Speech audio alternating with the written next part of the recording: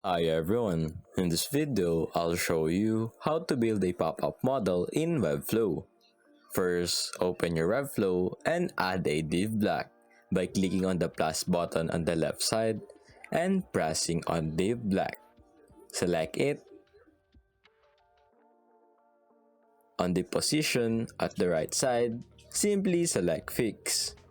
Put a value of 99 on the index, then hit enter. After that, click on Ctrl S to save it. Next, change the background color. You can scroll down, go to background and change the background color.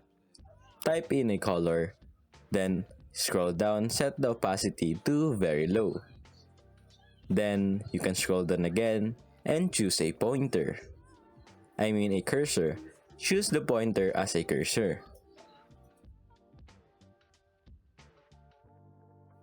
Next, right-click on Dev Block, then select a interaction trigger for what you want to happen when it is clicked.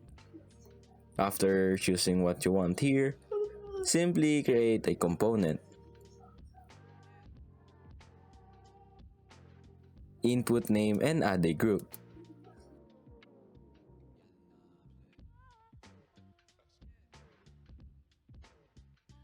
Now if you hover your mouse, there will be a pop-up model there. And that's it.